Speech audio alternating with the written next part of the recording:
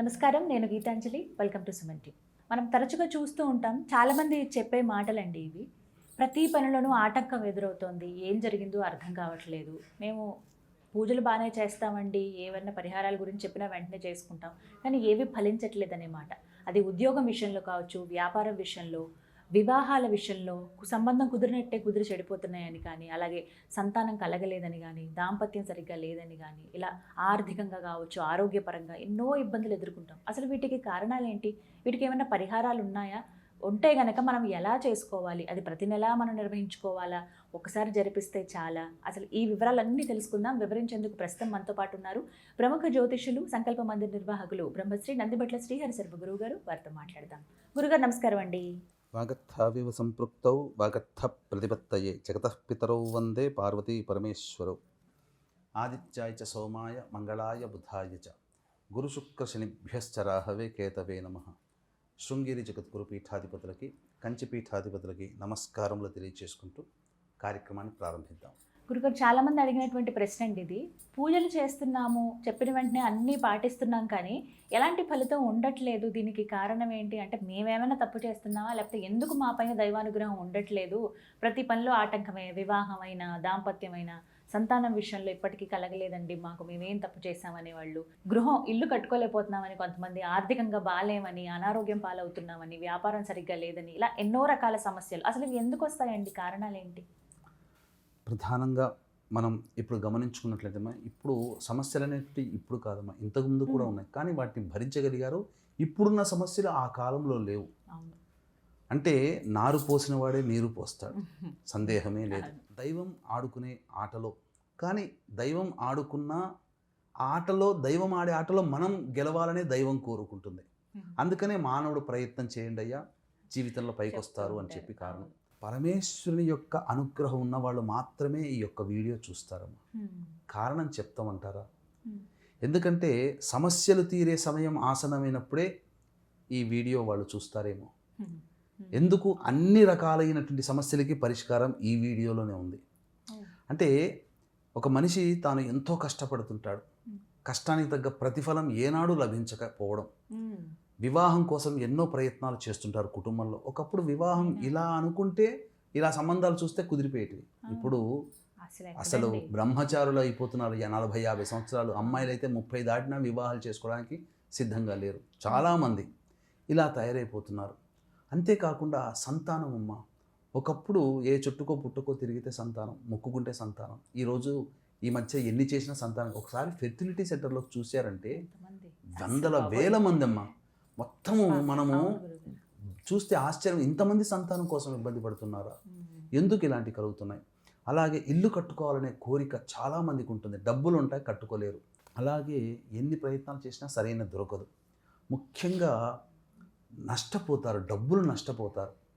అంటే ఏంటి? బాగా సంపాదించి ఒక అనాలోచిత నిర్ణయం తీసుకొని నష్టపోతుంటారు.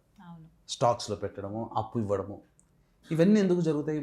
ఫ్లైట్లలో తిరిగే వాళ్ళు బైక్లకు మారిపోయారు. అంతేకాకుండా కొంతమంది కుటుంబాలలో అసలు ఒకప్పుడు కలిసి ఉమ్మడి కుటుంబాలు ఉండేటివి. కానీ ఈ రోజున ఒక కుటుంబంలో తల్లిదండ్రులు పిల్లలకే సంబంధ బాంధవ్యాలు లేకుండా ఒక కుటుంబంలోనే ఉంటారు, కానీ విడివిడిగా ఉన్నట్టుంటుంటారు. ఎందుకు జరుగుతాయి? భార్యాభర్తలు కలిసి ఉండరు, పిల్లలతో మాట్లాడరు. ఇలా ఒకటా రెండా అనేక రకాల సమస్యలు, మందులకి నయం కాని రోగాలతో బాధపడుతుంటుంటారు. ఇవన్నీ ఎందుకు కలుగుతున్నాయంటే పంచశాప ప్రభావాల వల్ల కలుగుతున్నాయి.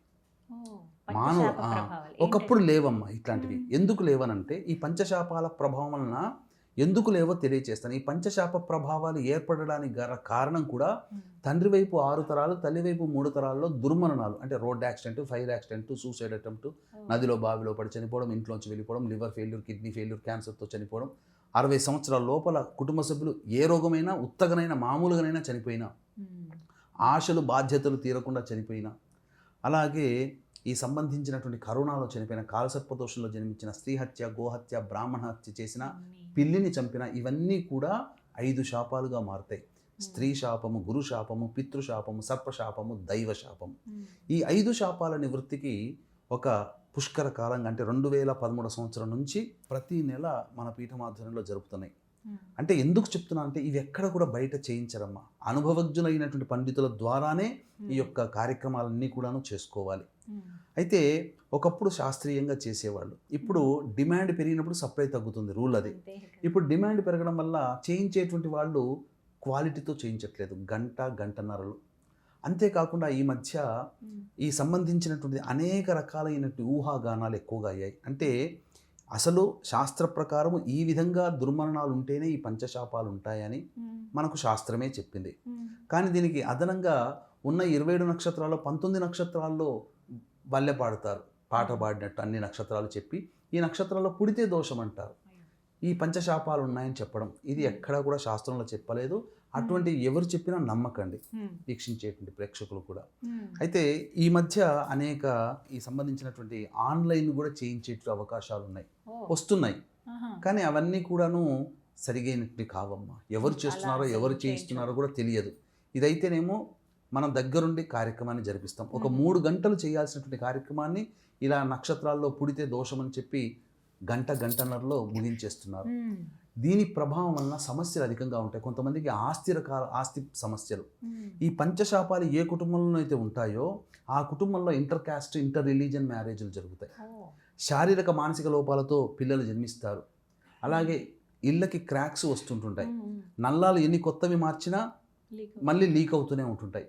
అలాగే పెద్దవాళ్ళు తరచూ కళ్ళలోకి వస్తుంటారు. ఎప్పుడు మన కుటుంబంలో ఎవరో ఒకసారి ఏ జన్మలో ఏ పాపం చేసామో ఇంత దరిద్రం అని ఇలా మాట్లాడుకుంటుంటారు. వివాహమైన కుటుంబాలు ఒకే సంవత్సరంలో కొన్ని ఉంటాయి, కొన్ని బాగుంటాయి, కొన్ని బాగుండు. ఇవన్నీ కూడా ఈ పంచశాపాల ప్రభావం వల్లనే కలుగుతాయమ్మా. అన్ని అవకాశాలు నోటి దాకా వచ్చి వెనక్కి వెళ్ళిపోతున్నాయంటే నరదృష్టి, నరఘోష. పిల్లలు బాగా చదువుతున్నారని ఎవరిని పెట్టినా అప్పటి నుంచి చదవడం మానేస్తారు. వ్యాపారం బాగా జరుగుతుంది, అన్ఎక్స్పెక్టెడ్గా తగ్గిపోతుంది. ఇవన్నీ ఇప్పుడే ఎందుకున్నాయి, పాతకాలంలో ఎందుకు లేవు అనంటే పాతకాలంలో నియమబద్ధంగా ఉన్నారు.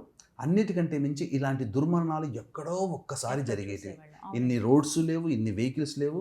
ఇప్పుడు మనం చూస్తే ట్రైన్ యాక్సిడెంట్స్, ఏరోప్లేన్ యాక్సిడెంట్స్, బస్సులు తగలబడిపోవడం, రోడ్ యాక్సిడెంట్స్ ఇలా ఈ 30 సంవత్సరాల్లోనే పెరిగిపోయినాయి.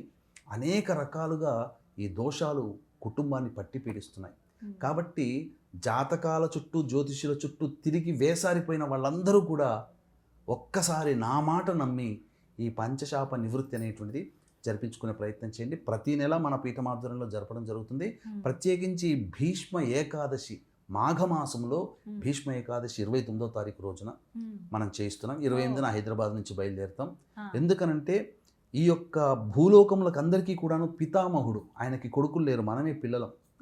అటువంటి వ్యక్తి మరణించిన రోజు అంటే స్వర్గానికి వెళ్ళినటువంటి రోజు.